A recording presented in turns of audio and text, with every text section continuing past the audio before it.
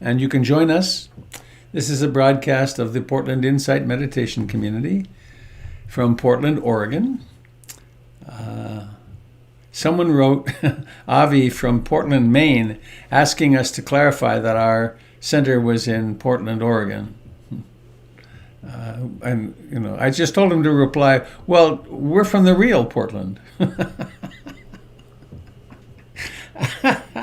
A little narcissistic, I suppose. But anyway, you can connect to the Zoom broadcast if you'd like, rather than Facebook or YouTube, and participate more fully there. You can find the link to that on robertbeatty.com or portlandinsight.org. So, it's raining here. Raining. So it's supposed to be doing. Today is the 13th of December, 2020. We're within a few days of the shortest day of the year. That's kind of good to look forward to. So,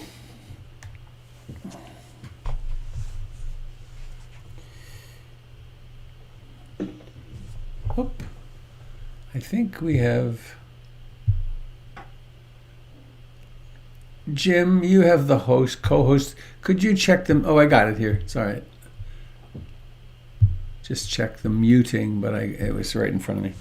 So, a poem for today. I'm going to be speaking today in my Dharma talk about difficult mental states, about having faith during difficult times, about really why is it that we practice, and why would we turn meditation practice into really the center post of our life. And there's a nice reading here. This is from Jeff. Oh, I forget his last name. How silly. I'll get it right here.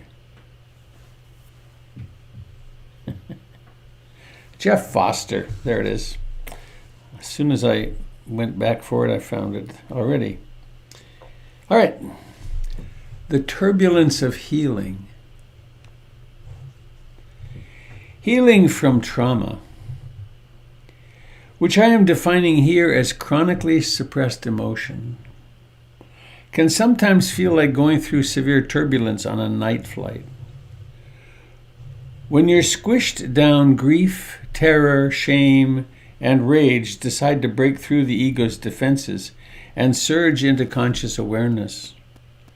When you start to unfreeze and contact the raw and inconvenient truth of what's inside you, it can feel really disorienting, uncomfortable, can feel unsafe and unnatural, can feel like you've lost control, can feel like it will never end and you'll be stuck in darkness forever. But the turbulence is perfectly safe and normal and healthy, and it will pass, and your flight will arrive at its destination, and you will heal. In the midst of the turbulence of emotion, it's easy to get lost in thinking and fantasy, in fast-forwarding the movie, leaving the present and imagining the future.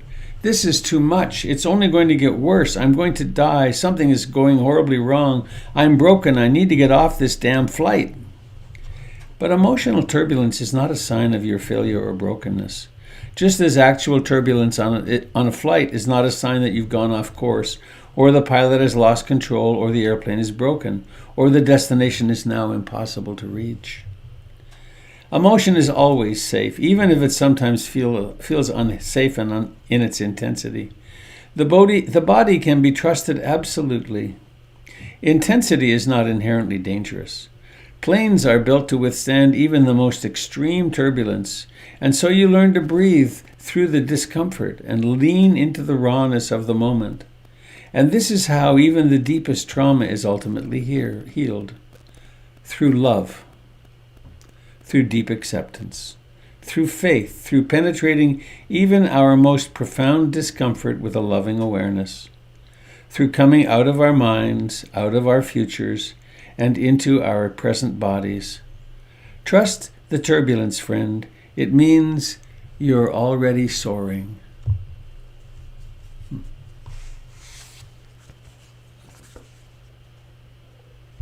Gorgeous, isn't it? Thank you, Jeff Foster.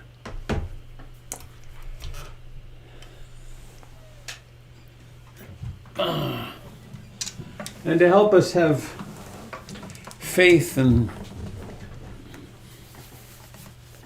something to lean on, something to take refuge in, through times painful and pleasant,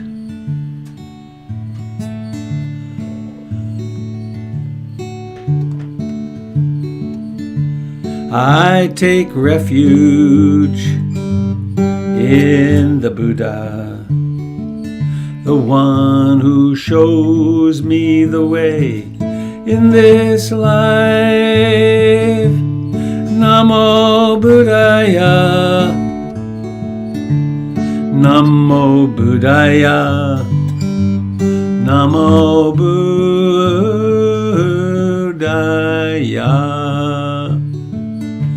I take refuge in the Dharma, the way of understanding and love. Namo Dharmaya, Namo Dharmaya, Namo Dharmaya.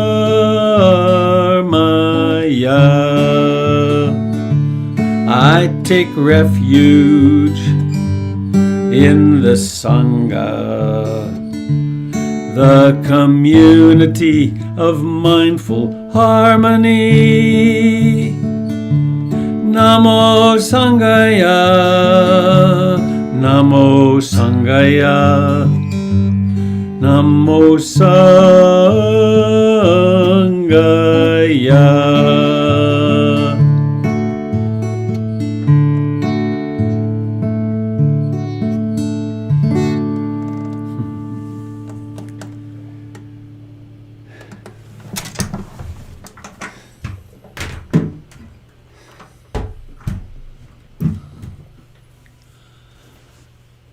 Such a simple little song of such profound magnitude.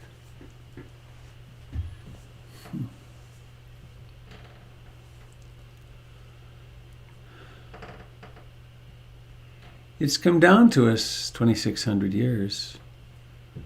And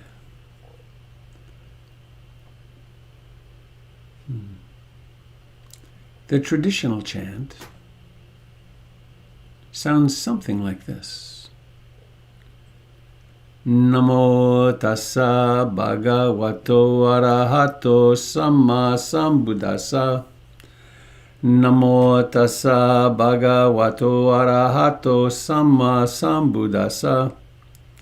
Namo tassa bhagavato arahato samma sambuddhassa. Buddham saranam gacchami. Dhammam saranam gacchami, Sangham saranam gacchami. Dutiyampi Buddham saranam gacchami, Dutiyampi Dhammam saranam gacchami, Dutiyampi Sangham saranam gacchami. Tatiyampi Buddham saranam gacchami, Tatiyampi Dhammam saranam gacchami, Tatiyampi Sangham saranam gacchami. Hundreds of billions of times, human beings have reminded themselves, I take refuge in being awake.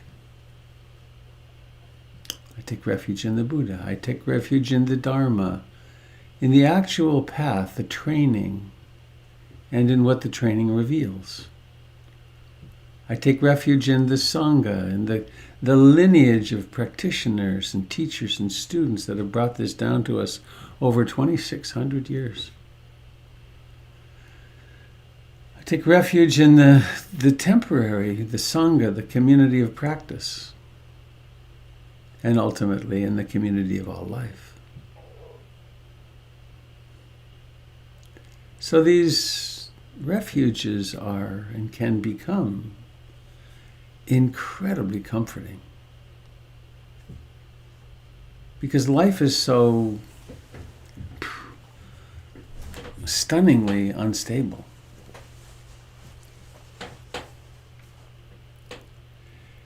So let's do that that practice of not doing much in a way. Let's do the ancient ritual of taking a comfortable upright posture.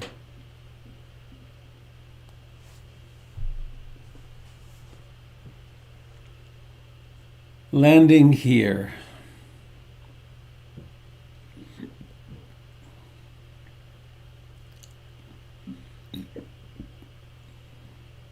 Perhaps to take a few moments to turn our imaginations and our memory toward gratitude. We are by design prone to seeing the lack in things. This enhanced our survivability. But we can learn to see the fullness of things as well. To remember, I slept in a warm, dry place last night.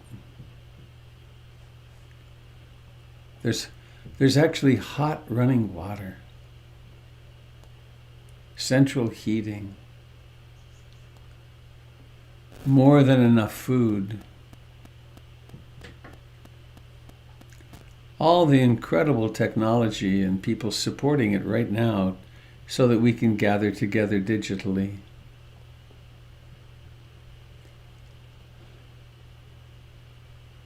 The heart is still beating. The breath is still breathing.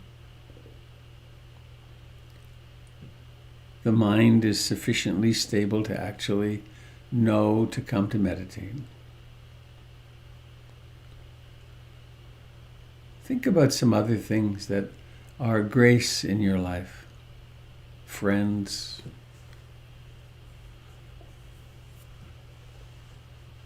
access to a vehicle you can get transportation in, medical care.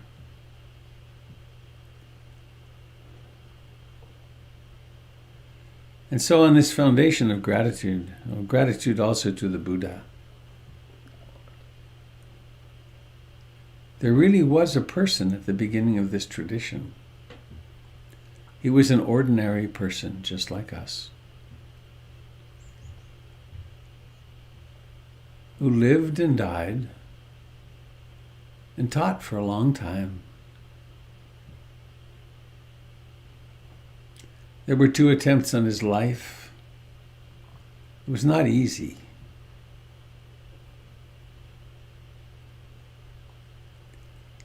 And here we sit. And we could determine the central practice will be mindfulness of in-breathing and out-breathing.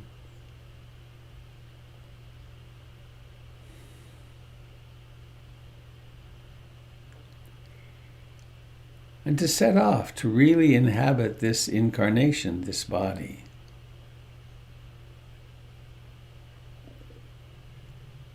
And to notice how it breathes.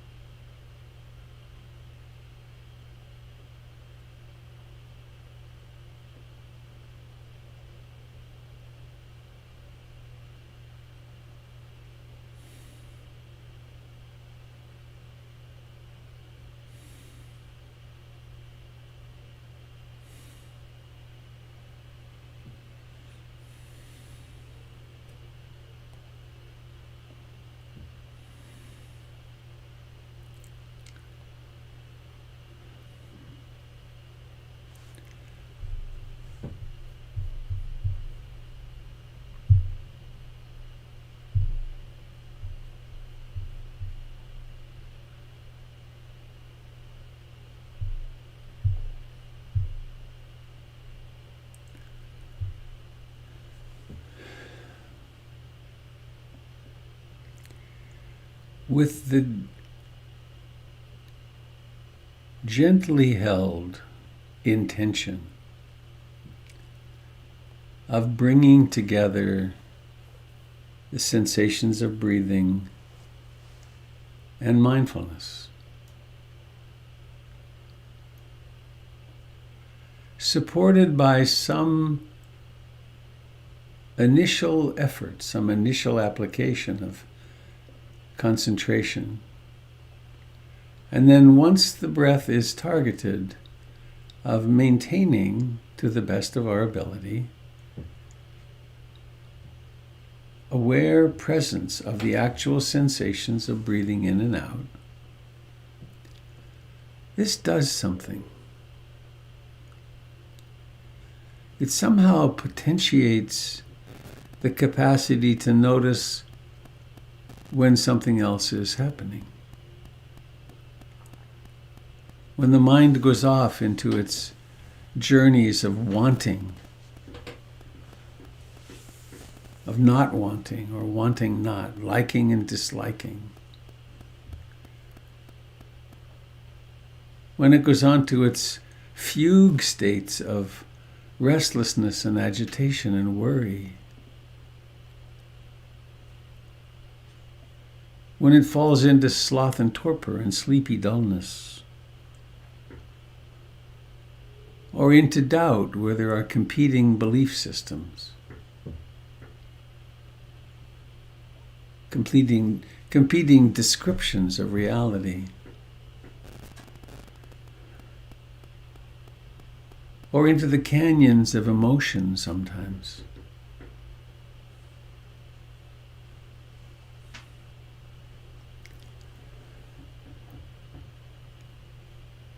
Mindfulness illuminates all of these.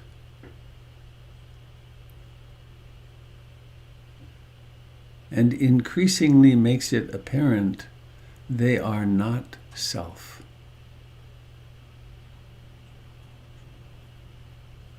They are phenomena that exist, like mountains and rivers, stars.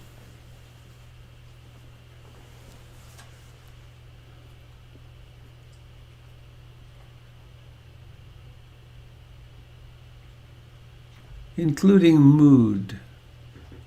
What's the mood that colors consciousness now?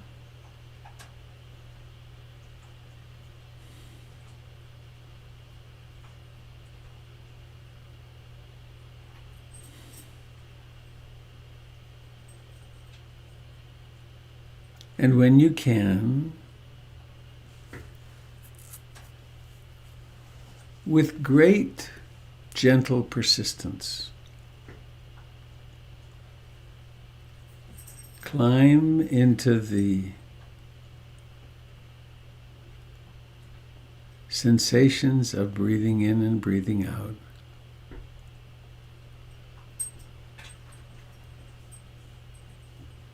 With the delight of a person finding a hammock on a warm afternoon,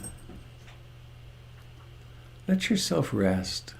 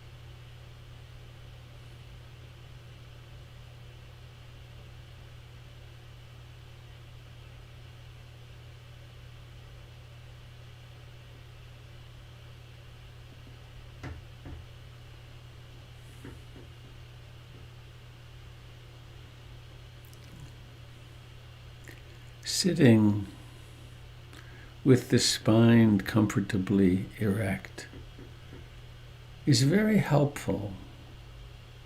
It allows the diaphragm to move freely. It also gives us feedback when we start to slump, when we start to lose it into sleep or sloth and torpor.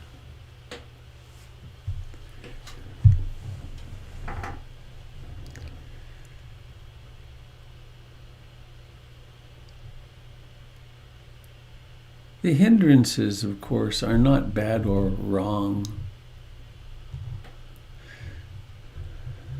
That would be like making wind wrong or clouds wrong or seasons wrong.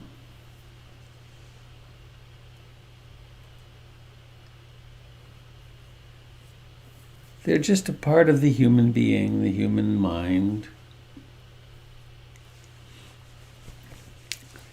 And until we begin to practice deeply, we don't even know they're happening. We just think they're true.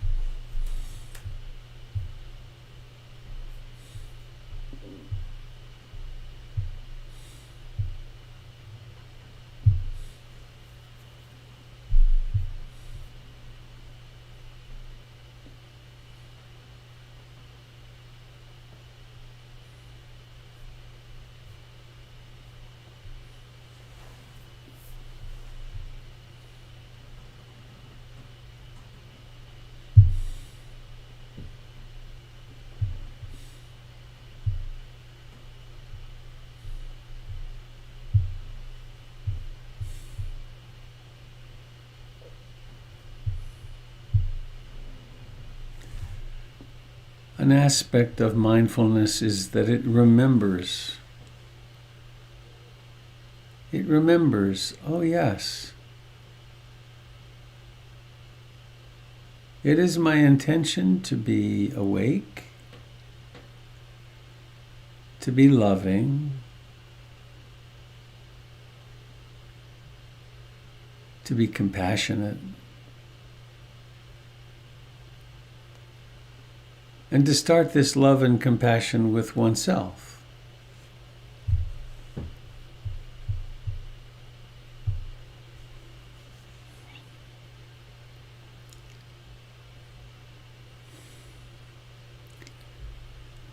And it's my intention to, with great devotion,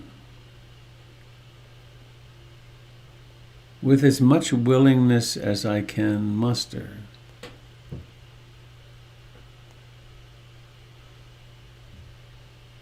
bring mind and breath together, letting the breath breathe itself,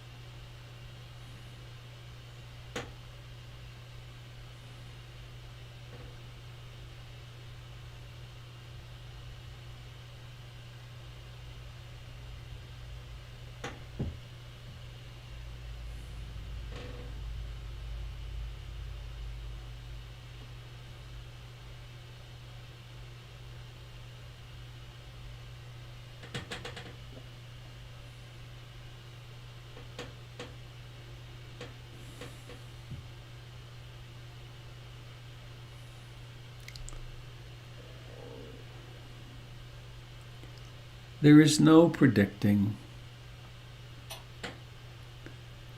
what kind of profound calm or outrageous restlessness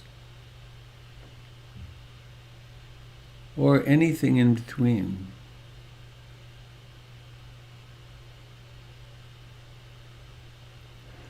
What is predictable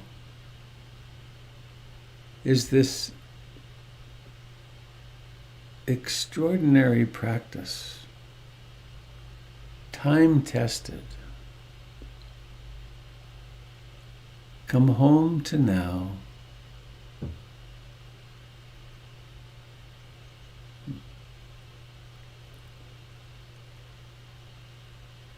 Be here now.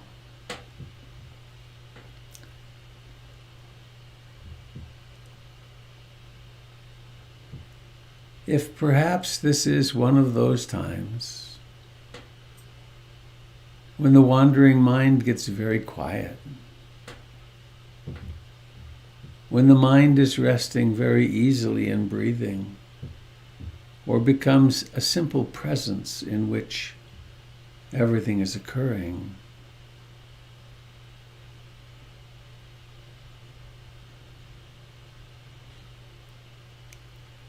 At such a time, we might really pull into consciousness. Is anything here lasting?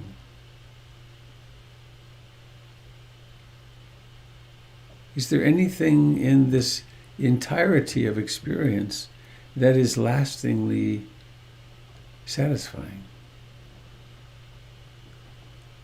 Or is there still craving? And is there somewhere in all this fleeting change that is myself? And this isn't an intellectual, it's not an invitation to go off and think about it. It's in the quiet and power of a pretty silent mind that the mind itself asks these pertinent questions.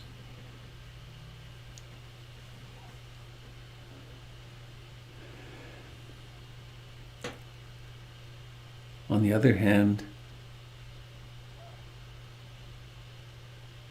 you might be really working tremendously hard just to stay.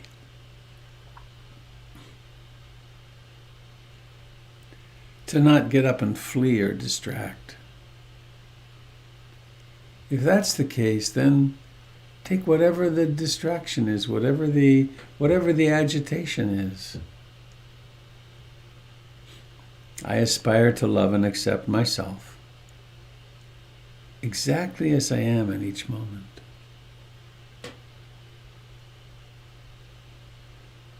The storms will pass. The chaos will pass. The shame, the fear, the jealousy, the loneliness, the anger, the hopelessness, all will pass. They are all not self.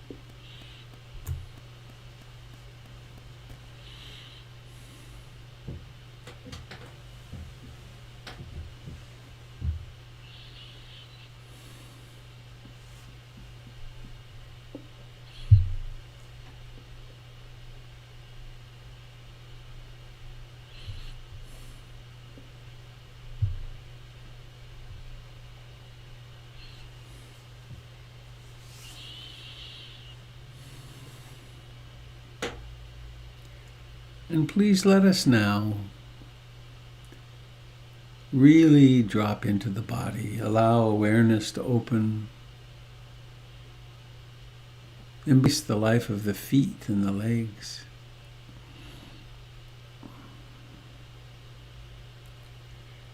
Awareness of the body in its momentary existence brings us inevitably right into the present. Notice the pressure of the body against the cushion or the chair. Receive the life in your hands and fingers.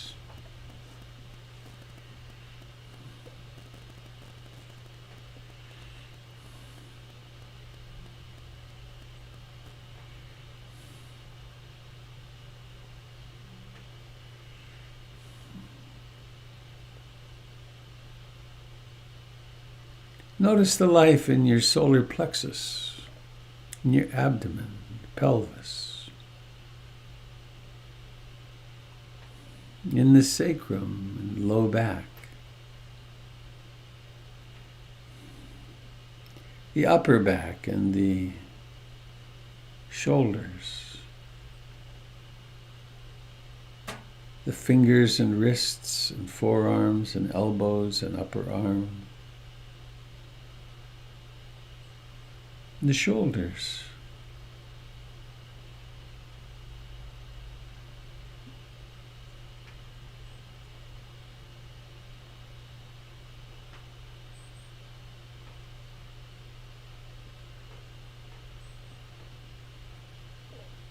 notice the life of the face and the neck,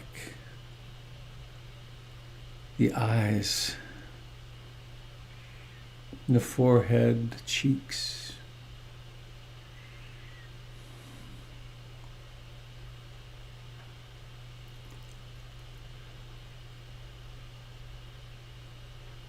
And connect in with the longing that you have, that we all have, to feel safe, loved and loving.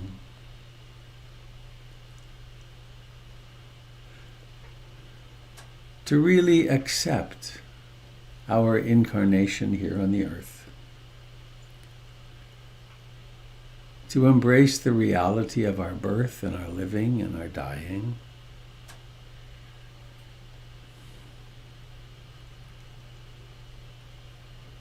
To actually experience that we have a path to follow.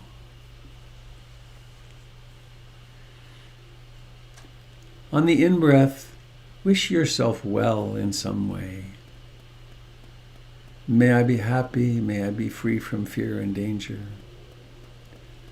May my life become one great sigh of gratitude.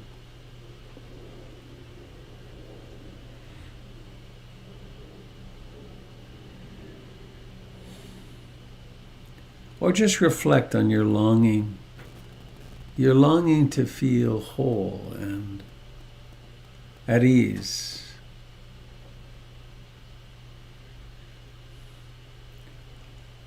And now bringing that realization and turning it outward.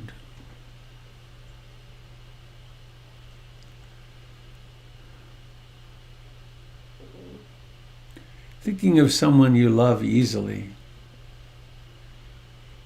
someone with whom there is a reciprocity of loving, either now or sometime in the past. Recognizing they too have the same longings, truly the same needs. Wish them well.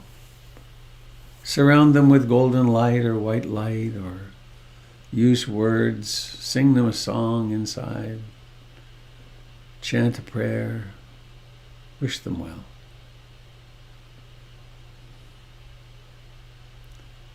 And now picking a member of your family, your friends. Be specific. Say their name in your heart.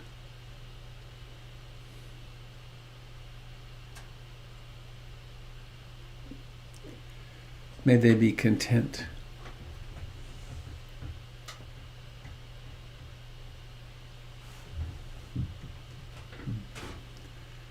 May they be happy. And please now,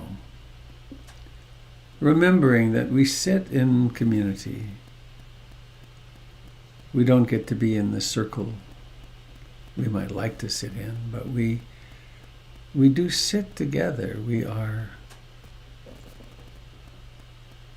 90 of us right now in this collectivity. That just about fills the Dharma Hall at PIMC.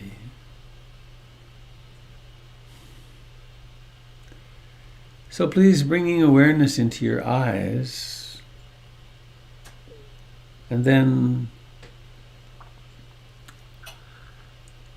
when you're ready, notice what it takes to open the eyes, but let's open them with an intention of a blessing, a wishing well of each other. And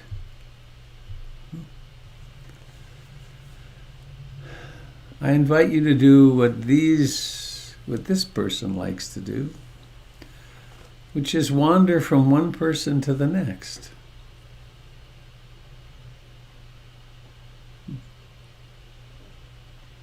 It's very heartwarming.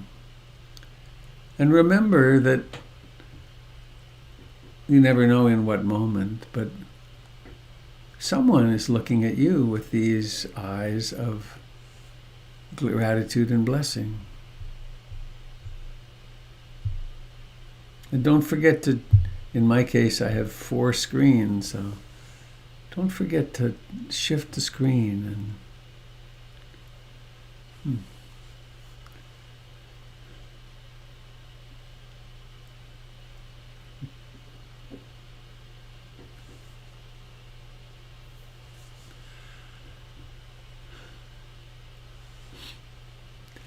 And I suppose let us include any cats and dogs we come across, wishing them well as well.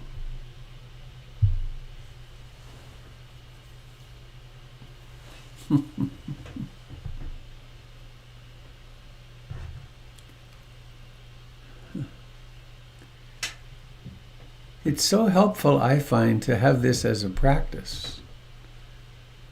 Because then it'll sometimes pop to mind when I'm out in the world and driving and encountering people crossing the road or passing me or vice versa. It's quite a shift of heart to, oh, you're here walking out of this store too. May you be happy. May your purchase really fulfill the need that you have for it.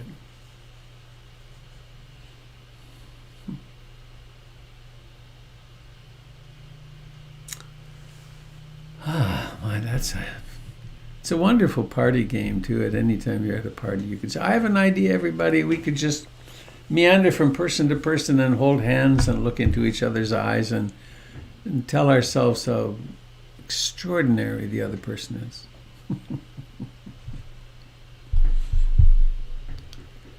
So I'm going to do 2 things, I guess. One is I will post that reading from Jeff Foster on my blog. I'm going to do it right now while Jim starts the movement. So that'll be available to you. To find that, you just go to robertbeatty.com. Is that right? Yes. And look for the blog, and it'll be there waiting for you. And also in the, if you want to practice dana and to have the wonderful experience of and you'd like to support PIMC and this broadcast, I have already put the link to that in the chat. So that's there for your easy use. And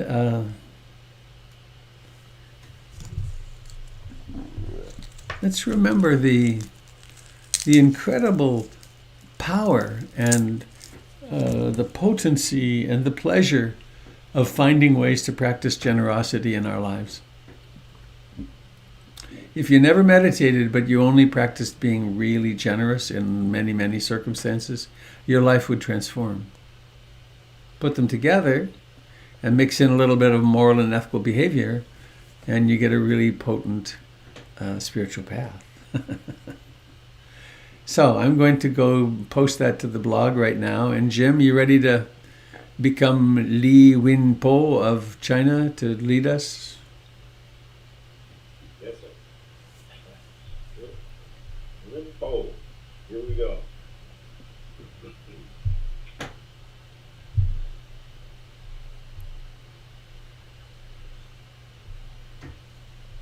So I'll get this chair out of the way and give myself a little space to stretch to the side, stretch overhead,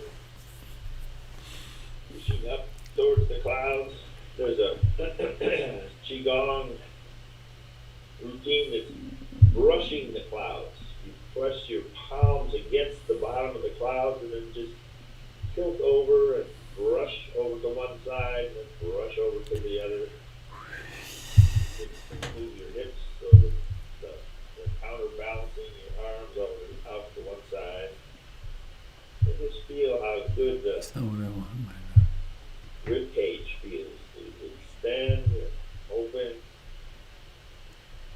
Robert was mentioning that the little folds and nooks and crannies inside the lungs, if they could be stretched out, could cover a basketball court. So we're stretching over to one side, and stretching over to the other to open up as many of those nooks and crannies as possible, and then relaxing the arms, feeling the blood come back into the hands. The hands, we call this Mickey Mouse hand. When we're active, moving our arms above the shoulders, the blood drains out, and we relax. It sometimes feels like we're wearing gloves, like Mickey Mouse. And then coming to the shoulders and the neck, just dropping the chin, feeling the back of the neck stretch, lifting the chin. Don't lift it too high, just so you can see the seam between the wall and the ceiling. That opens the rib cage, opens the neck in the front, and then drop down again. Just feeling how many muscles, nerves are cooperating. Just a simple lift and drop. It's coordinated with the breath. As you lift the chin, you breathe in. And the rib cage, as you drop down, rib cage relaxes. Exhaling. Opening up. Collapses down.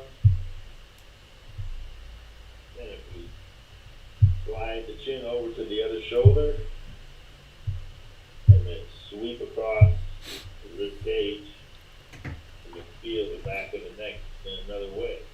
Stretching over to one side, and back to the other. Not really lifting that much, but we're stretching. All the little support muscles, breathing aside, release, release. And bring our hands to our shoulders, turn the elbows in a circle.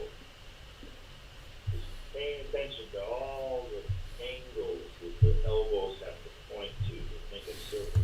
Feel what happens up and down the spine, across the shoulders, into the shoulder socket.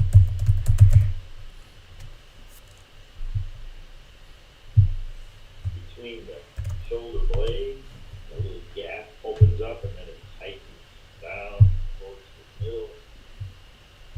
It's like we're massaging. Let's go the other direction. Opening up, up and out. We're massaging the rib cage in the back. Someplace we can't reach.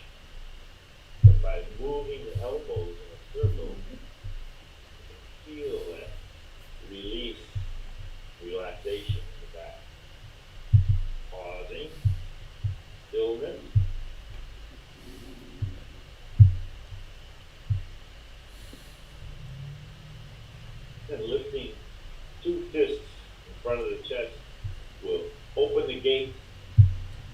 close it, then extend the hands out and latch it.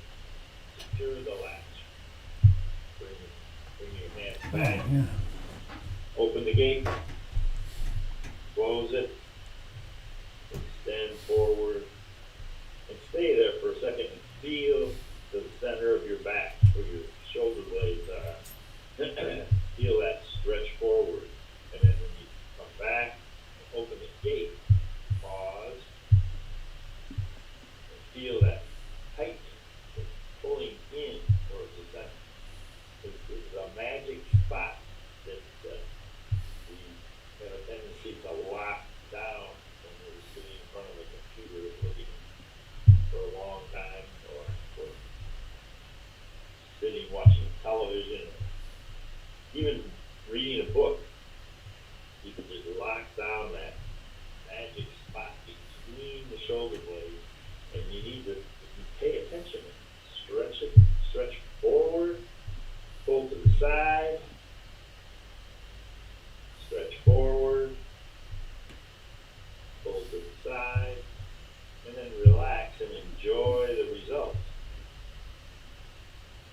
Bringing our attention to the spine, scanning from the lower part up through the section where the shoulder blades are, and up into the neck.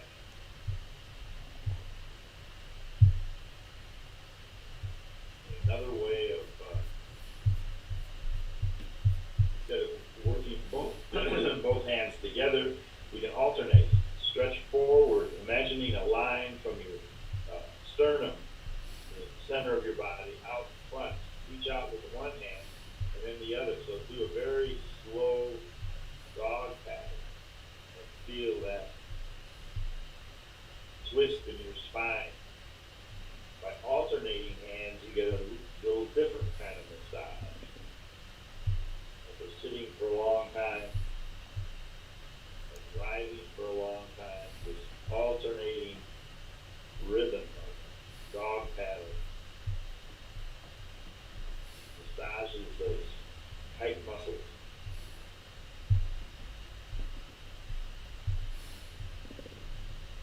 Feel the sensation in the shoulder socket, the upper arm, and back into the spine. Gentle stretching, and then pausing to enjoy the results. Full breath, in through the nose, out through the mouth. Again.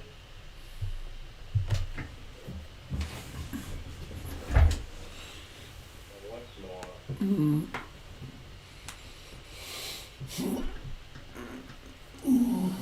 Sink into our knees. Open to the side. Go overhead. Come down the center. With the legs and the knees more flexible. Feeling the sensations of the hips, the knees, the ankles, the bottom, the feet. All the time while the shoulders are opening and relaxing down.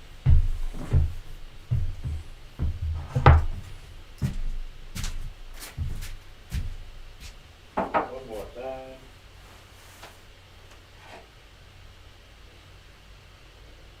Step back to stillness, enjoying the release, the relief. What are the predominant sensations of the body standing after stretching?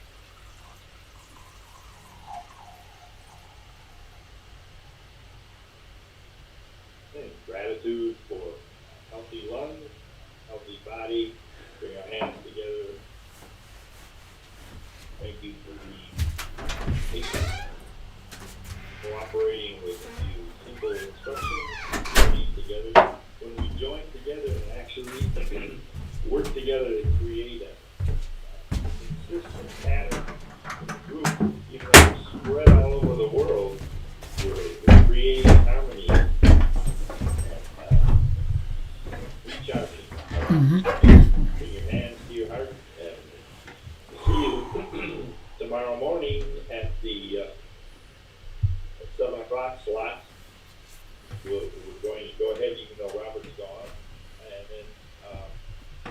going to be back on Saturday for Qigong workshop from 9 o'clock till 2. I don't know if we fixed the website, but often it has 2 different times. Just think about 9 to 2, and I can't remember where the glitch is, where it's marked 9 to 1. We got a little confused last month. 9 to 2. Hope to see you there on Saturday. Take care.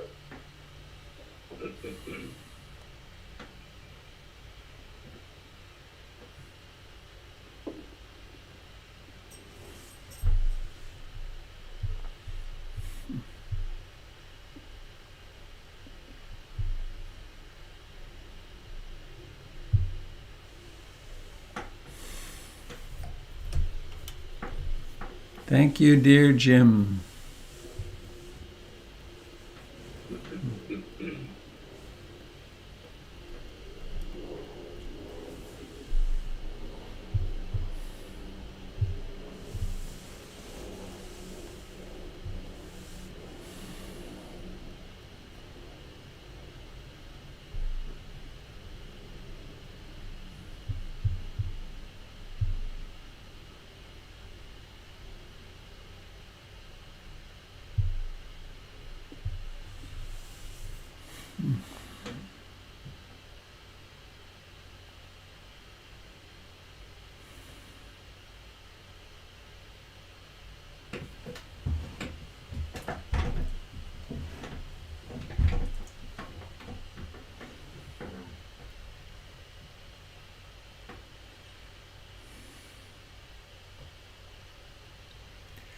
Let's just sit for a few minutes.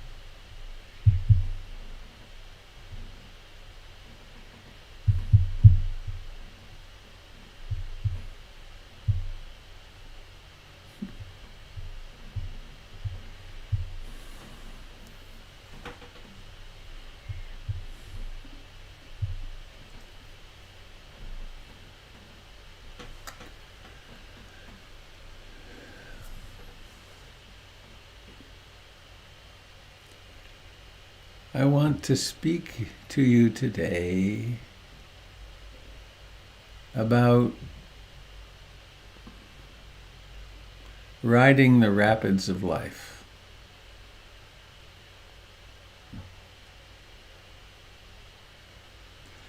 And I want to start with a story about Ruth Denison.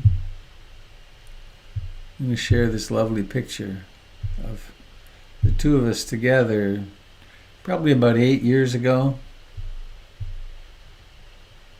It was a couple of years before she died. This was at a teacher's conference in upstate New York.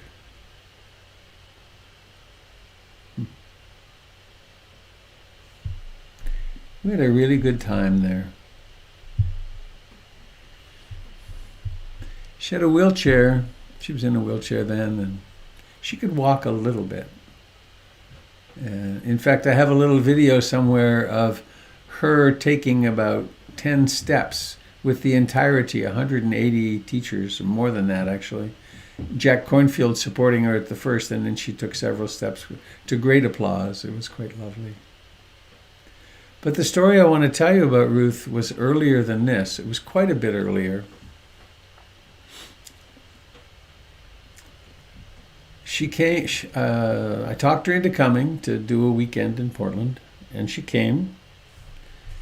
And we were in the old, it was pre-2004, because we were in the old Dharma Rain Center.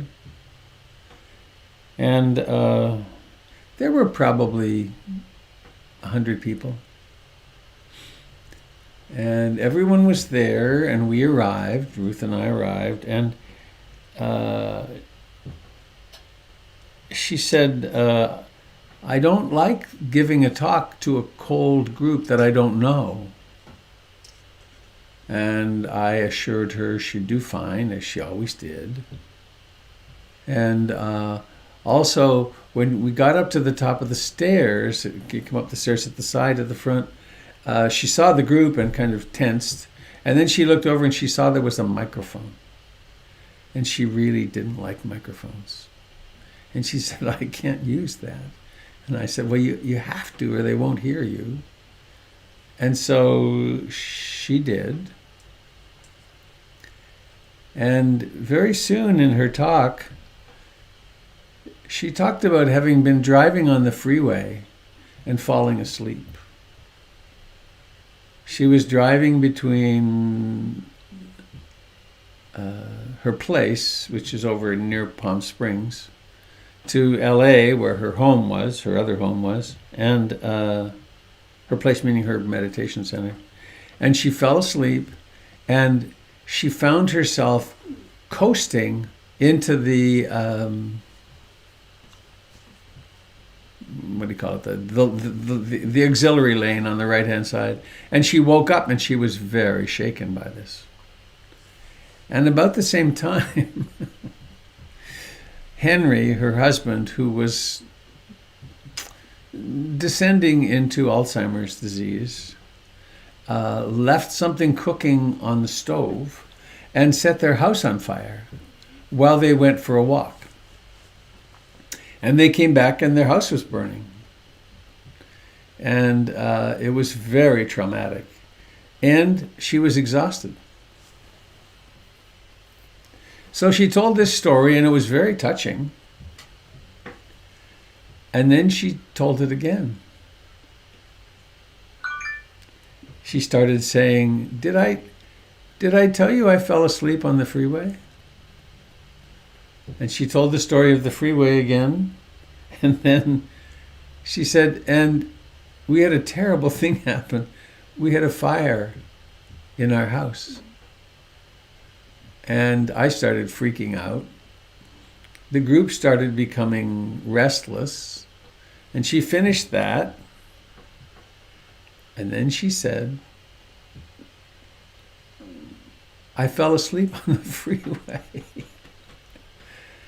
And I didn't know what the hell to do. And some people started getting up at the back of the hall and leaving. And Ruth said, you really shouldn't leave. Something very unusual is happening here.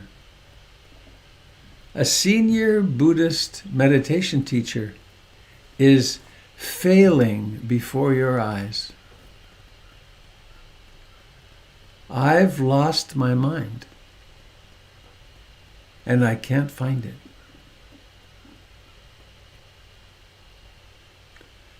And then she proceeded, she got sort of on a different track, and she talked about a few things, and then she got us to all stand up, as she did often, and form a circle, 2 circles, I think, and do a dance where we were repeating some phrase and stepping mindfully and moving and maybe touching hands or something.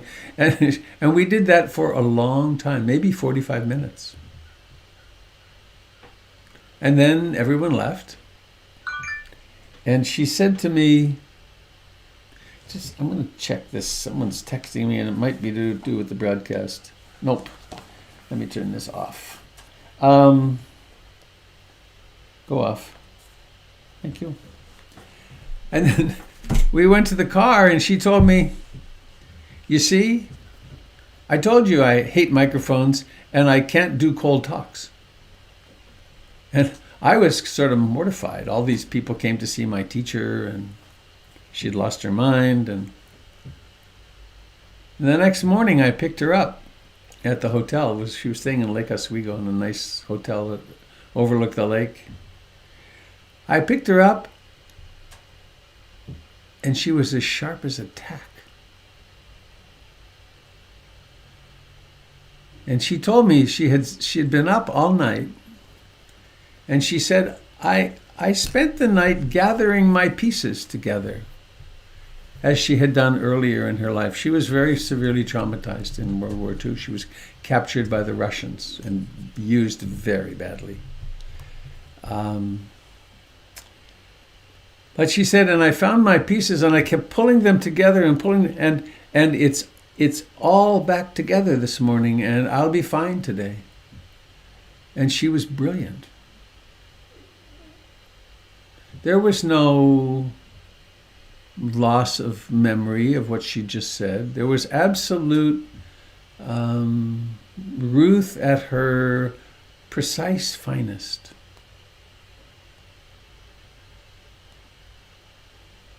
It's a story that I think Jack Kornfield wrote about that event in one of his books.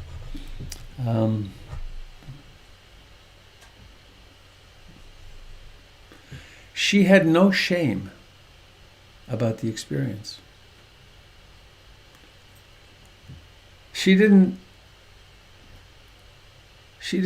go into self-recrimination. I blew it last night and I shouldn't have. And she accepted that it was quite possible under the right circumstances for her mind to fragment. She'd been there before.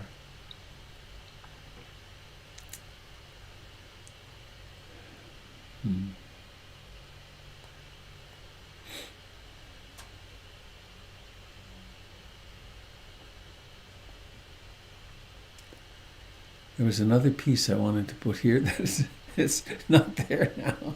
I guess I'll just say, oh well, I guess it's not there now.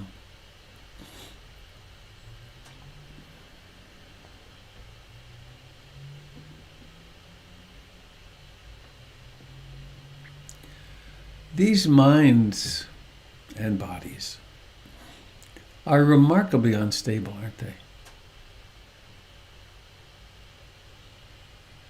It can feel like you're getting your life together and you're going to do this or that every day and never do that again, and then you find out that you've fallen into an old pattern.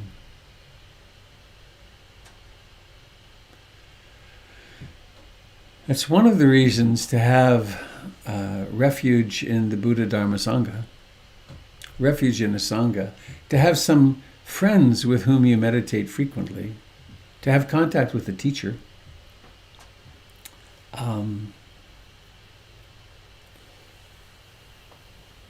Because we're, in the Buddha's words, we're going against the stream. We're really changing we're literally changing our brain functioning, they say, now that they can visualize that and image it.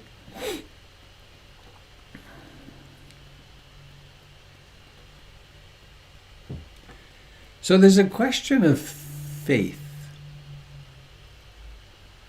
I'm rereading a book, a great little book about Anagarika Munindra, one of my teachers. It was written by Mirka Knaster. She interviewed 250 of us after he died and put together this beautiful little book. But one of the things that I had forgotten was that Munindra played a big role in reintroducing Buddhism to India at the Mahabodhi temple in where the Buddha attained enlightenment, and that there had been for quite some time a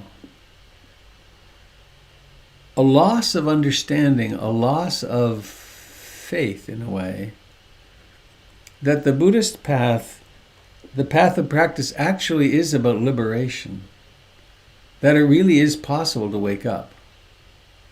And it's a very different thing to practice. I mean, in a way it's the same thing, but to practice for stress management purposes is really a great thing. But it's different in a way from practicing with the intention, I'm going to become a Buddha. This lifetime, I want to become a Buddha. I want to become so loving and so generous and so wise and so compassionate that I approach my death with great ease. Isn't that a nice aspiration?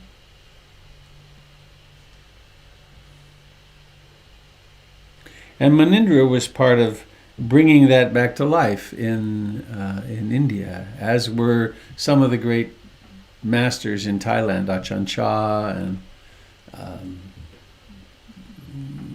the Mahasi Sayadaw in Burma, and many others. So, I think that story of Ruth is really a marvelous example of how what we do is pick ourselves up again on the other side of a collapse or a failure or a fall or a medical intrusion of some kind. The collapse, someone leaves us, or we leave somebody else, or we get sick, or somebody else gets sick, and sometimes we get overwhelmed. Or maybe our meditation is deepening and old trauma begins to really rattle around, and maybe we find ourselves reverting to some old addictive behaviors.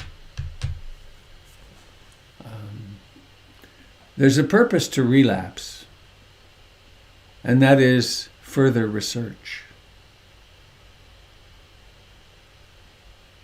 Right?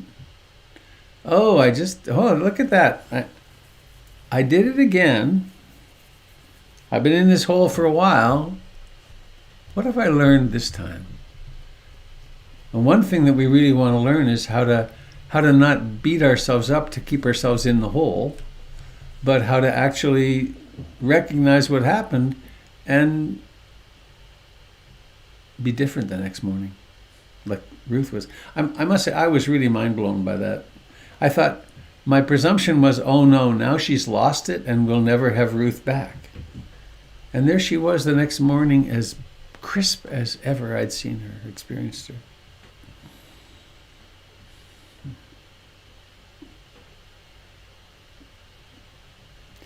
So there's really something to regularity of practice, regularity of coming to groups. Wally just posted the name of the book, Living This Life Fully. Stories from. So, I have a diagram I want to share with you. Some of you have seen this. And what's my time like? Oh, I got lots of time. I want to lay out this model because I think it's, I love maps. It's one of the things I always liked about backpacking, that I always had a really good compass. And now I have a fine global position device. But I really liked it before heading out in the day to really study the map and what could I tell about the terrain that was coming and so on. And this is a map of the path to awakening. And let me see if I can make it come up nicely. First, I want to get rid of this beautiful picture of Ruth and me. That was a fine time. On the last night, one of the Spirit Rock teachers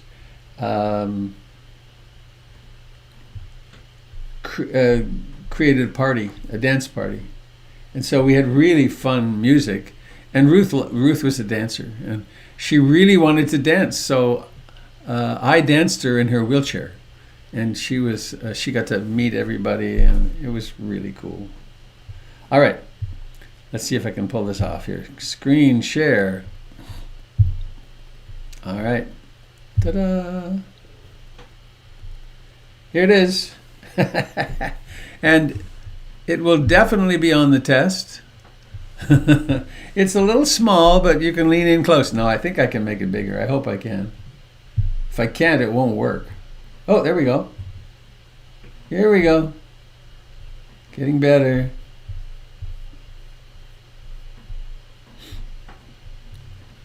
All right, my goodness, I made this in 2013. That's a bit shocking. So, my friends, you come to the journey, you get interested, usually because some things have fallen apart. The methodologies for happiness, the strategies for happiness that you've been accustomed to, that our culture tells you will work, like capitalist consumerist materialism, more and more pleasant experiences, fewer and fewer unpleasant experiences, and you discover that you have a mind which is untrained, chaotic, conditioned, and very instinctual. Someone says something nasty to you and you fire back nasty, or you go into depression. An impulse to get something comes to mind, and if you can, you get it. So I'd say for sure everyone that's on this broadcast is well established in the realization that we have to do something other than live our lives according to the surrounding belief structures. So we start to meditate, and we discover, first we stumble upon, or we choose some kind of meditation object. It could be the breath, loving kindness, meditation, compassion, sympathetic joy, equanimity. There are chanting practices. In the Buddhist pantheon, there are kasina discs, from a yellow disc, a blue disc, a red disc, a fire disc, a hole with fire in the back, a sky, space. And you can it's a fun thing to try, actually. I once did kasina practice in blue. I got a blue disc, and I put it against a white background. But the disc was about this big, the background about this big. And I sat there and I looked at the disc, and I saw blue, and I said the word blue, and then I closed my eyes and I tried to visualize a blue disc. And it would be there, and then it would go. And over time, what happens, over days, is it turns really blue. And it's there when you close your eyes. And you use that to suppress the hindrances. And you get a blue disc, and then you practice shrinking it down and making it bigger.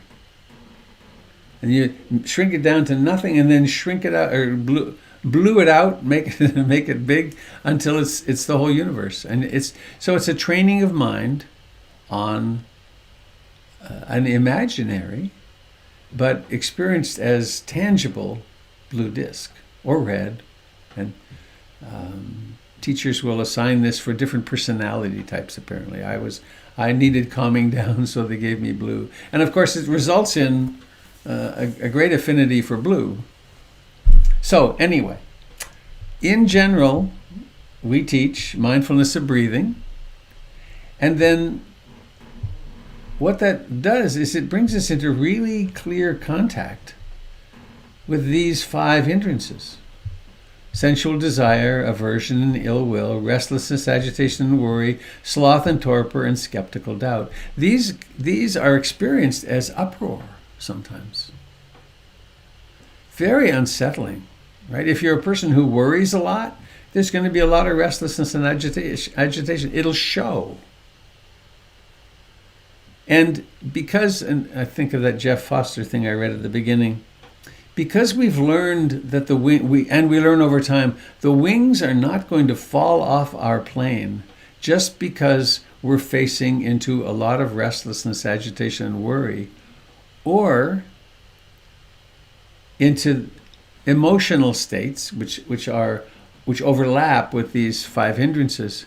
We learn to bear these, and gradually we get wiser and wiser, and we learn, number one, we can suppress them with our meditation object, but we can also turn toward them and let them unfold. And we discover they are impermanent, they are unpleasant, they're dukkha, and also, and most importantly, we discover they're not self. They're not who we are. They're no more personal than the weather. Though that's not our experience, because we think of ourselves as our mental experiences. So we learn to do that. We learn to work with them. We learn to do aikido with these, to not go down the drain with them when they come up. And now, and that's an ongoing practice, right, in our lives.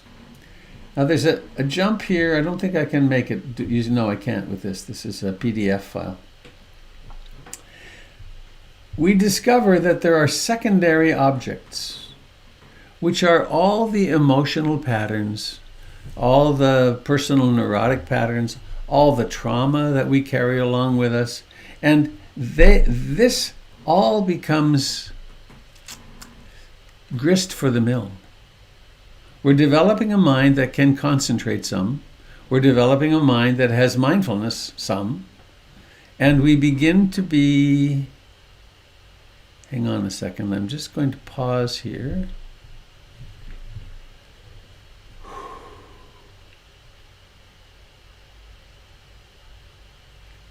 There's an old habit of hurrying. What if there isn't enough time?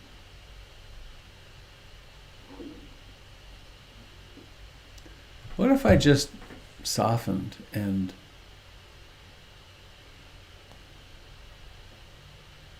didn't hurry at all? Whew.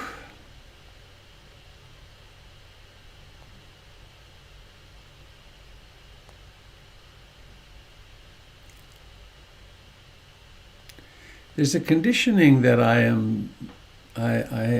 fall into, which is a way that I should give a Dharma talk.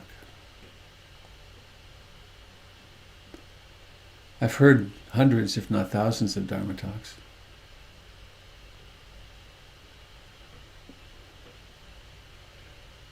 But the impulse is to be sort of driven,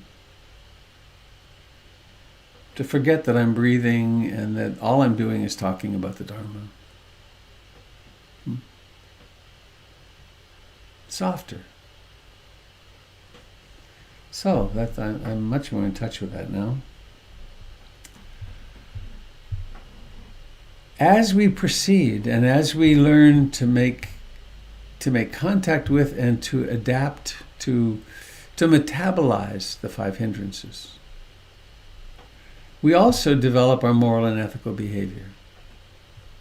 So we learn the precepts. We do our best to minimize the amount we kill in our lifetime. We start being more careful in our speech so that we're not lying or slandering or gossiping. We're less involved in what they call idle chatter.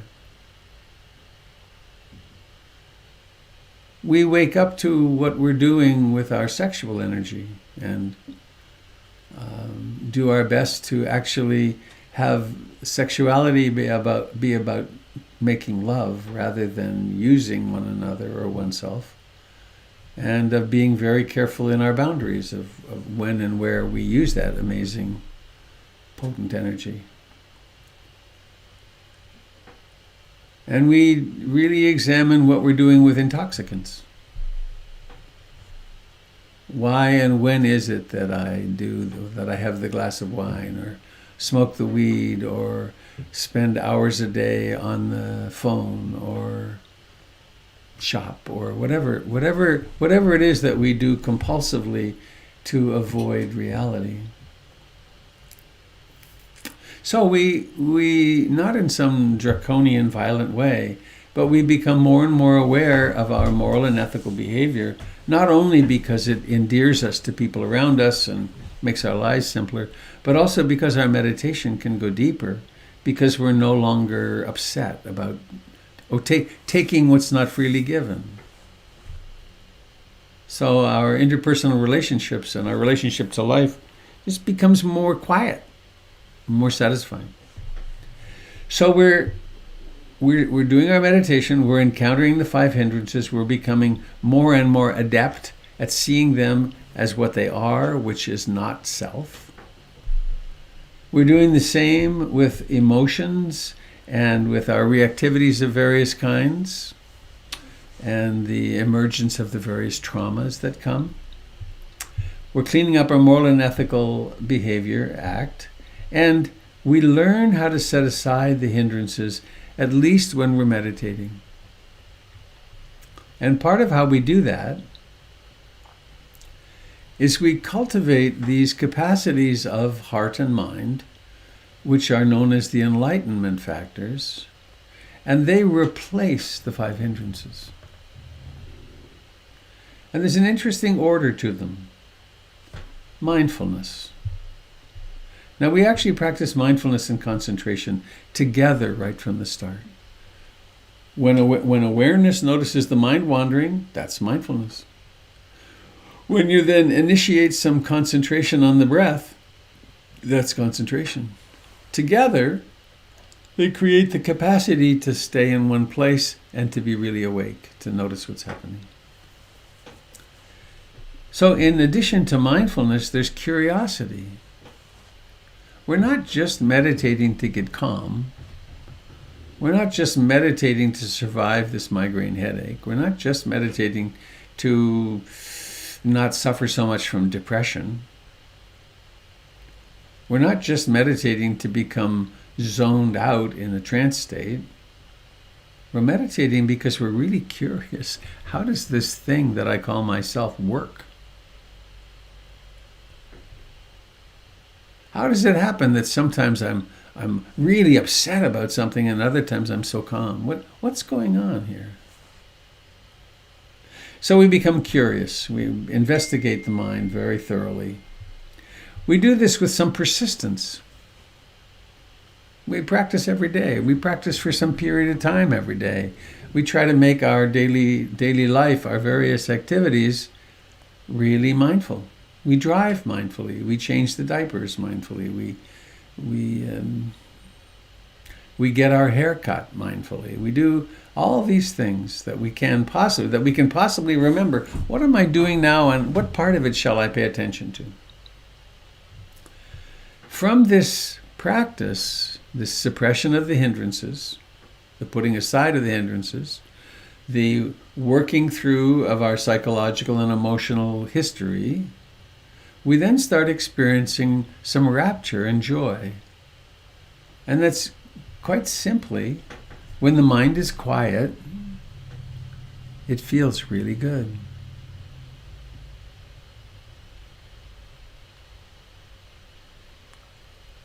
When the mind is focused, sometimes there are experiences that happen in the body that are called rapture.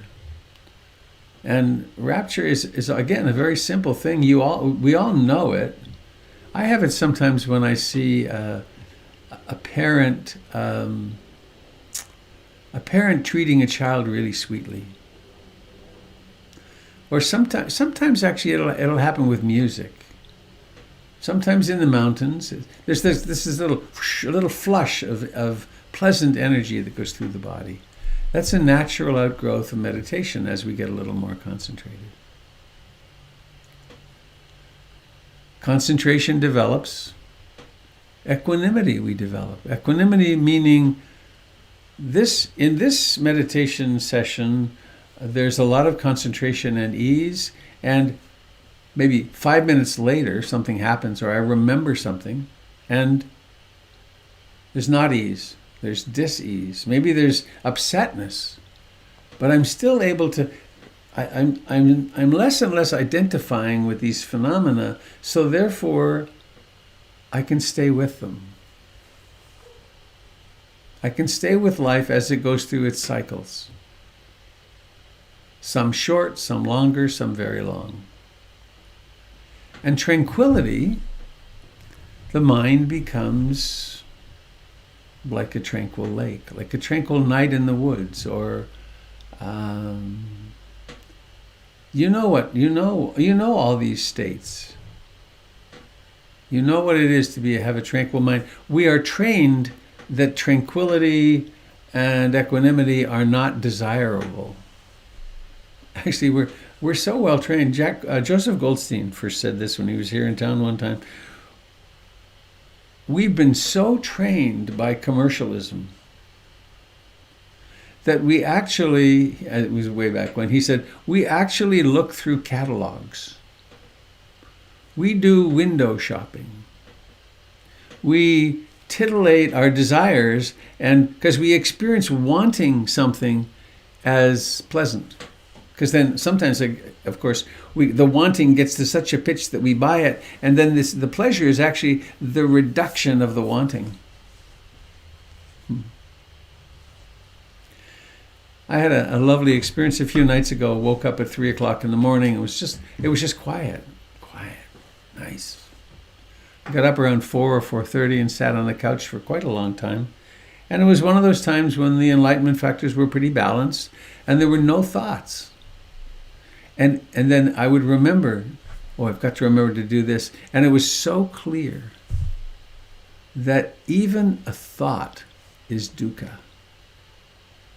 It's tension.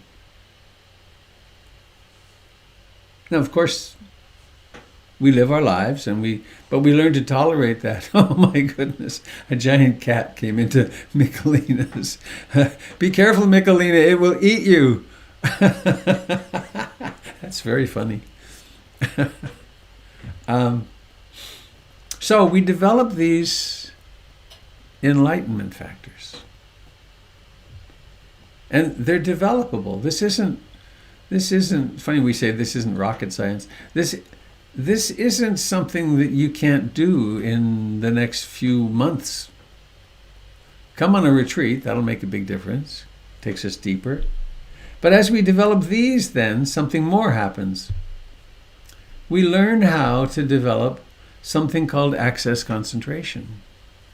And access concentration is nothing more than the mind is calm enough that the wandering mind is suppressed or just doesn't want to happen. And so there we are. There one is present, maybe with the breath, but neither resisting anything nor grabbing onto anything. If the hindrances arise, if a desire arises, it's noticed, then it falls away. If aversion arises, it's noticed and falls away. And so all of the 5 hindrances can simply come into being and then disappear. But the default tone of the mind at that point is simply present. Now, what should we do? That's very nice in itself, but what should we do? And this is called access concentration because it gives us access to 2 paths from here. There's the path of the jhanas, which are high concentration states. Not my primary path was this.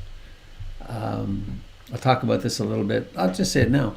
That for some people whose minds are prone to concentration and who have the time and energy and financial circumstances to be able to do extended retreats, Some people explore the jhanas, and they're essentially more and more calm, more and more tranquil states, which are useful to rest the mind, to then go on to insight meditation practice. The choiceless awareness path is open to anyone. We learn to calm the mind, and then with that really calm, awake, concentrated mind, we start examining, is there anything here that lasts? You might even pose the question into yourself internally, is anything here static, or is it all changing? Is there anything in here, in this experience of this moment, that results in enduring satisfaction? And I think the one that always kind of tickles me, is there a self in here? Can I find a self? And this is not an intellectual, philosophical discussion.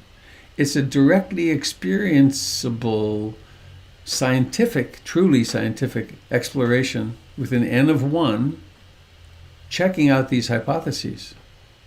Anicca, dukkha, anatta. And for that, we use the 4 foundations of mindfulness. We learn how to pay attention carefully to the body, to the feelings that are generated when the sense doors meet their objects, to the state of mind, contracted, expanded, filled with lust, filled with greed, filled with spaciousness, and then all the objects of mind, the 5 hindrances, the 7 enlightenment factors, seeing, hearing, smelling, tasting, all the phenomena that we experience. And we're always asking the same 3 questions. Is this permanent? Is it satisfactory? Or is there a self in it? And then as that develops in our meditation practice, it also becomes more and more apparent in our daily lives. Everything's coming and going. And we're not arriving at some place of stasis. Doesn't matter how much money we have. Jeff Bezos, who's a person who could really use the Dharma, but he's not particularly happier than any of us. Can't be. Because happiness doesn't come from things and having. Now, to a degree, having basic health care and the things most nations provide for their people is useful and helpful and reduces suffering. But happiness really only comes from coming to terms with our humanity and becoming more loving. So, this leads to, you can't see it. Maybe if I close it, what if I zoom? Oh, yes. Oh, here we go. That's better. Look at that. We were given a print of this by Achan Liam, who took over. He was the student of Achan Cha, who took over Wat Bapong in eastern Thailand. And he brought us this print. There's a beautiful little white luminosity here. It reminds me of Munindra, I spoke of earlier in this meeting. Munindra, who would say with such excitement, the fire broke out. The fire of awakening broke out in Bodh Gaya and went all over the world. So this is a representation of that awakening. So this is linear, of course, these pictures, and I apologize to those of you on Facebook. It just I don't know how to broadcast this to there at this point. So just to summarize, this really doable, straightforward journey, which is we recognize how nuts we are and how our lives are not working in the direction we want to go. We get a meditation object and some guidance. We, of course, encounter the 5 hindrances, and some of them in spades, really a lot. Some of our personalities are based in desire. wanting. So we're always wanting something. Others of us are based in ill will and aversion, and we're disliking. Some of us have generalized anxiety disorder. Some of us have OCD. And then we have a lot of this restlessness and agitation and worry.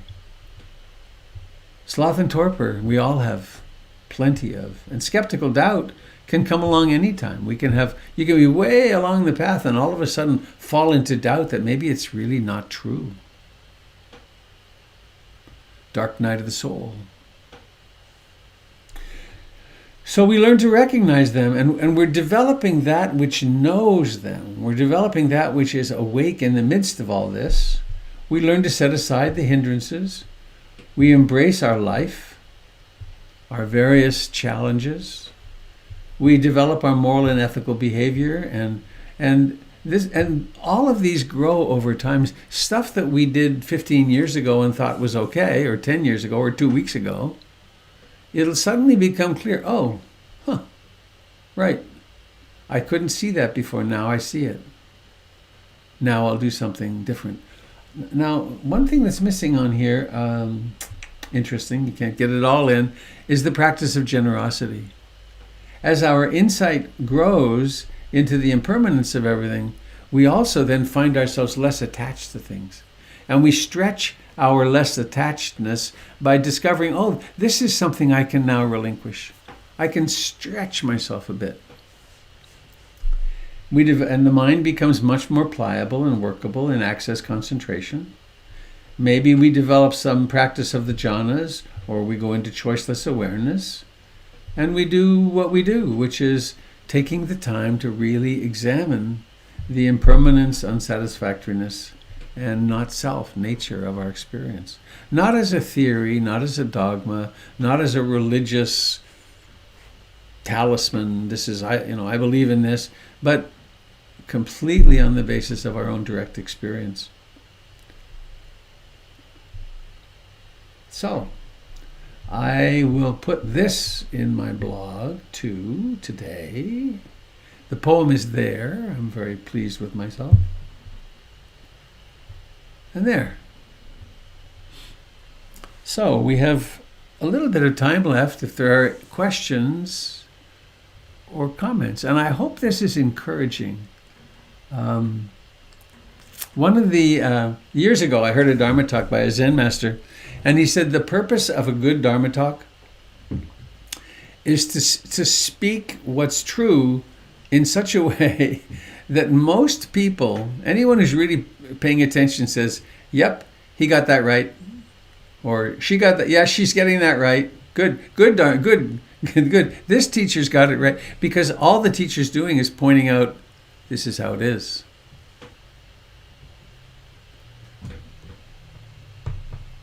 So, I am open to your questions, comments. Robert, there's a question on the chat. Oh, what does it say? Why is it choiceless awareness?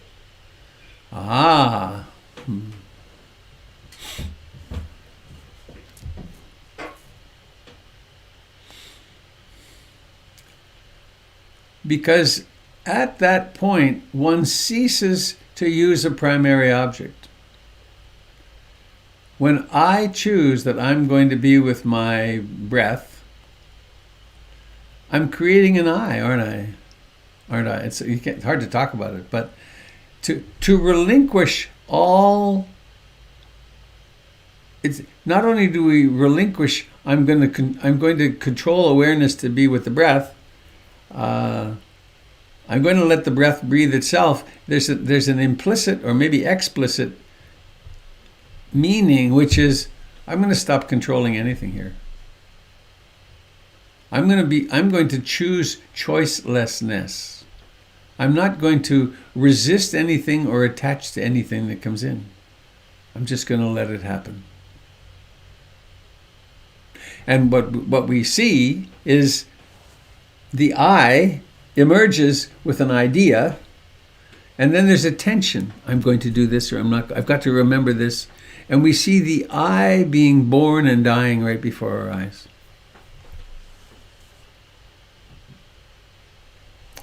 And you could think, oh, that'll be a very dramatic experience. Actually, it's not so dramatic. It's sort of so obvious. It's like, oh, right, there's a thought, there's the I, gone. Thank you for sharing.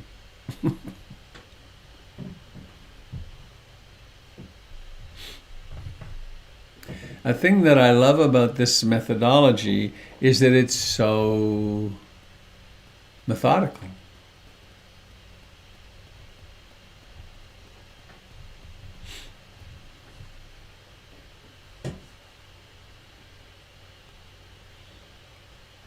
What's Vic saying there, Jim? Or Vic, you want to say it?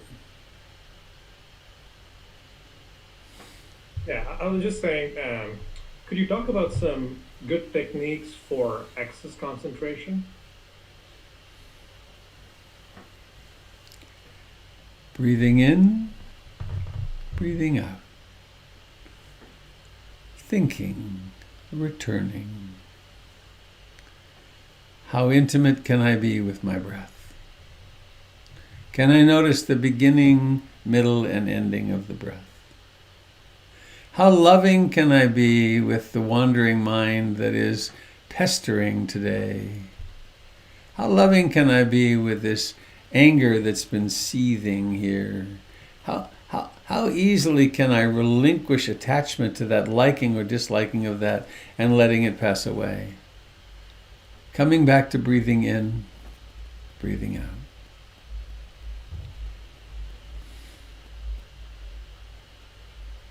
And we tune ourselves in how to do that with greater and greater delicacy.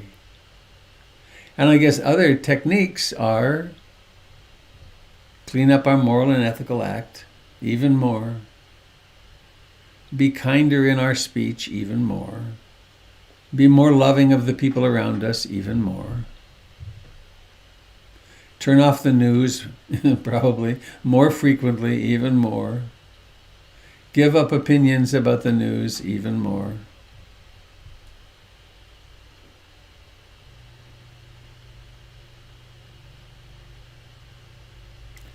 There is something in this, and I'm learning this.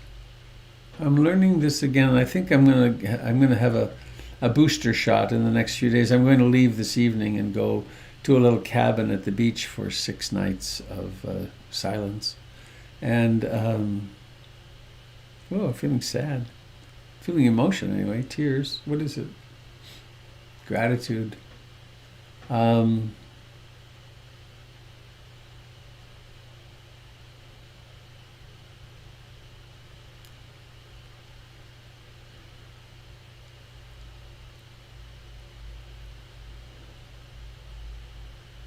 There's something about our inner life becoming as important or more important than the life of the world.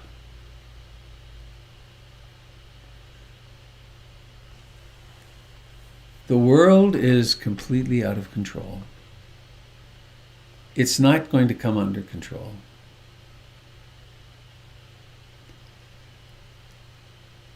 Our politics here in the United States are not going to become sane.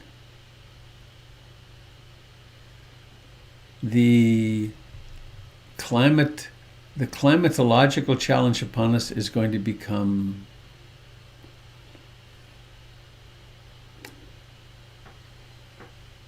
a monster which will make COVID-19 look like an infant.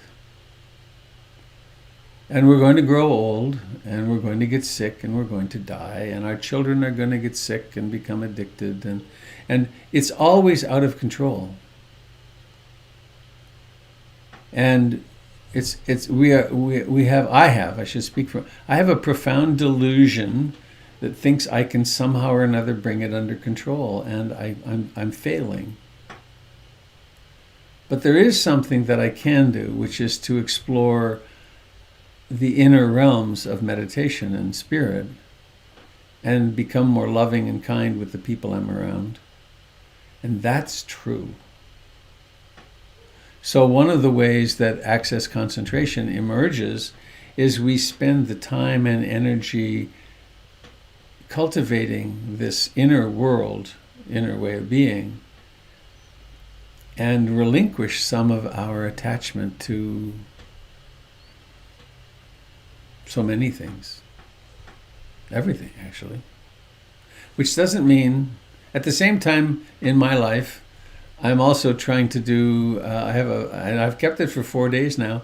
I'm going to do at least 5 to 10 minutes of yoga every morning, focused on my right hip that's been hurting a lot. And lo and behold, it works after 4 days. So, and I'm clean. I always working at cleaning up my diet, and my blood pressure's been a little nutty lately, so I'm going to pay attention. So it isn't. I'm not suggesting at all that we don't take care of our worldly being, but that we also have another foot in our practice, which is really important.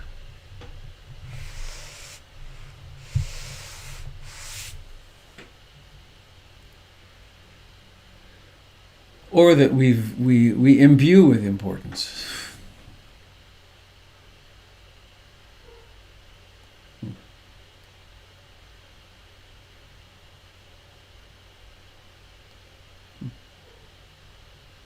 You're so beautiful to look at, my goodness.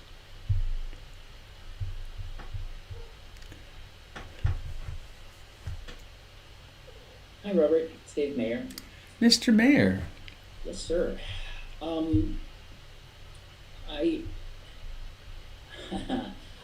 I had what I want to call I guess the only way I can call it is a profound therapeutic experience this last week with massive learning. But the one thing that I got out of it that touches so deeply with what we've been talking about was an experience, a deep experience, an explored experience that, and I'm gonna when I say Dave here, I'm speaking in the third person. I could perhaps say the existence that is Dave is whole and has always been whole. That through the entire experience of the existence of Dave, Dave has not been injured, harmed, broken, touched by anything within the experience of Dave.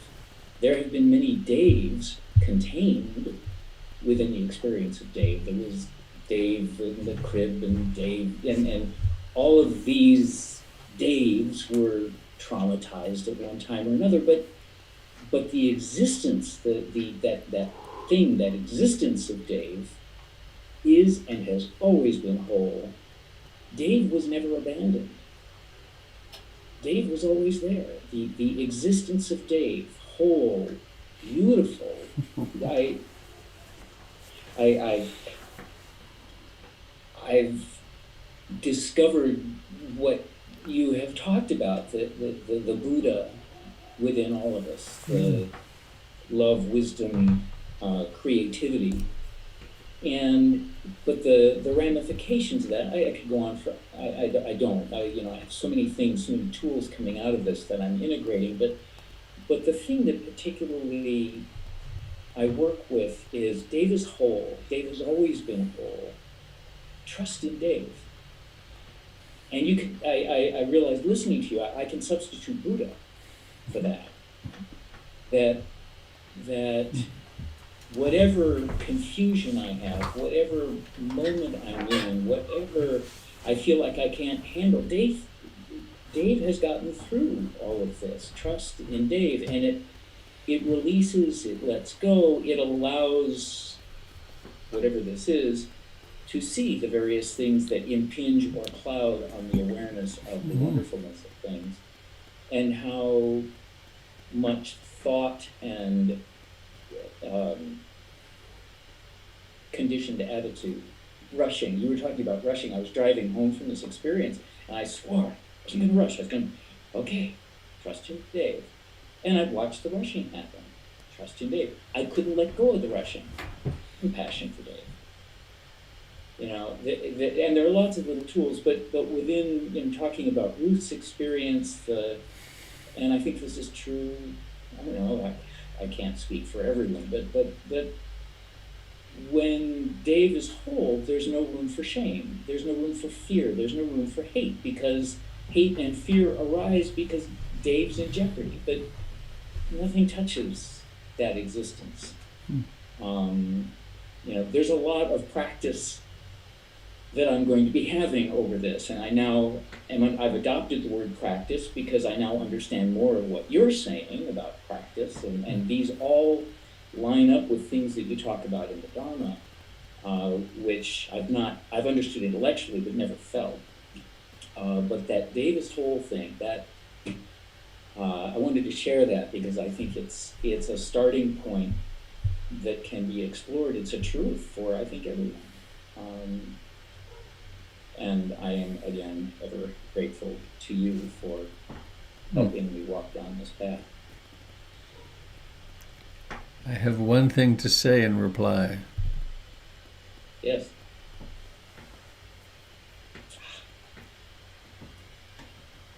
Right back at you.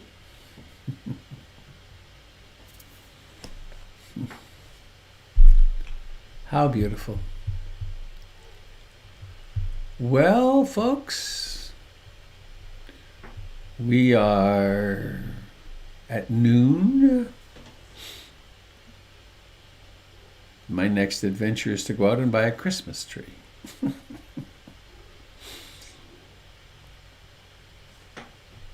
Anybody else have something to share before we sign off for today?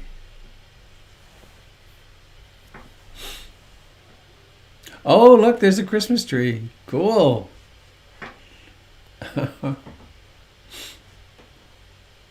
Very important. Robert, it's Candle. Candle, there you are. Hello. Here I am. Hi. Are you still in your jammies? Well, no, but I was. Oh, there. Here I am, in person. Hi. Hi. I just want to jump up and down and clap my hands and thank you so much for such a fabulous Dharma talk this morning. Really. Bowing to you. Sadhu, sadhu, sadhu. Sadhu. Fantastic. And I hope you have a fantastic time and your aspirations are met. Yes, I intend to do a lot of dropping. Dropping things on the way. Yep. Good. Thanks. Good. And what morning are you on next week? You're Thursday, right? Wednesday. Wednesday. Wednesday. Good. Wednesday. So Candle will be with you at 7 a.m. on Wednesday next week. Thanks, my dear. Great to see everybody.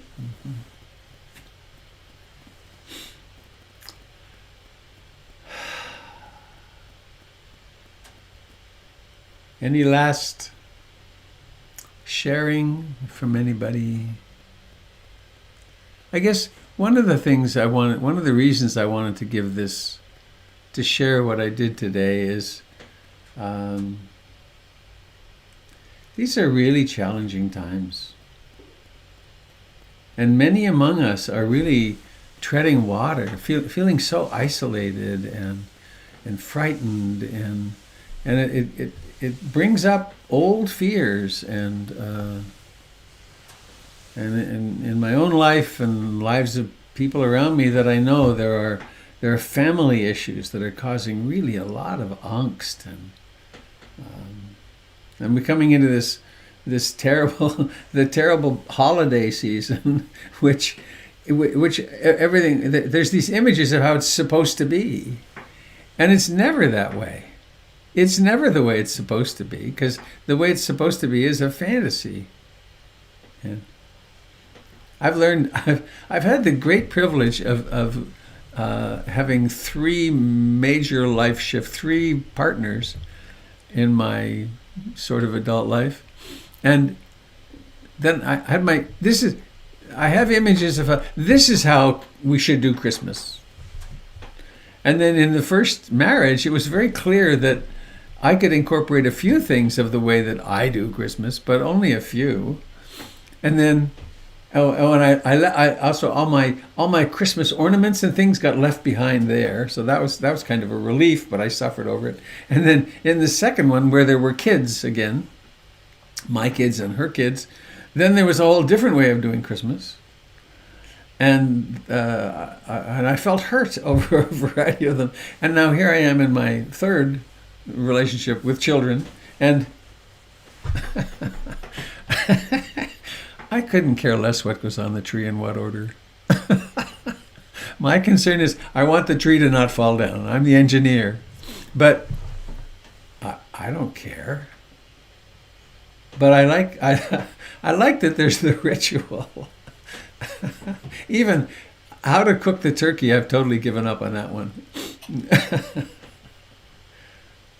Or even if there is a turkey, imagine. I don't know. It's weird. But anyway, I wish all of us less and less suffering with less and less attachment to things being according to some impossible fantasy. You will not get the perfect gift for anybody, nor will you receive the perfect gift. At least, you will not receive or give the gift that really relieves suffering permanently.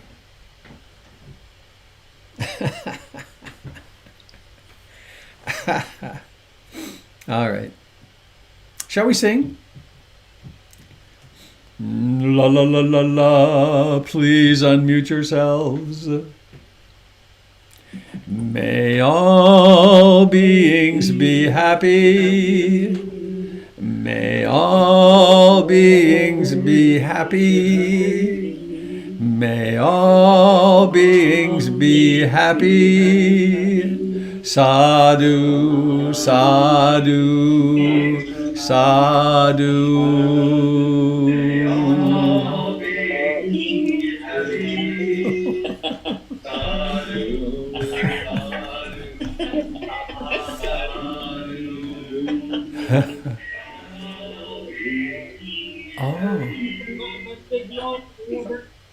Oh, it's the echo. How cool is that? Peace to all.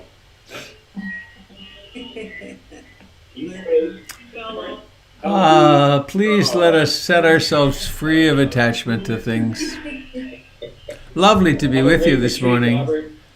What a great retreat. I think it's going to be just great. Please let us set ourselves free of attachment to things. Lovely to be with you this morning.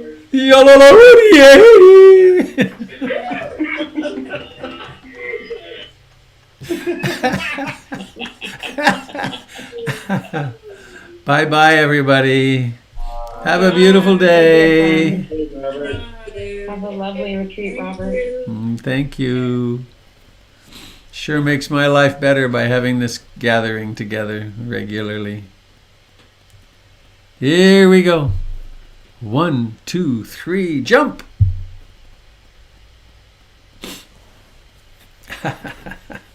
Well, dear friends on Facebook and YouTube,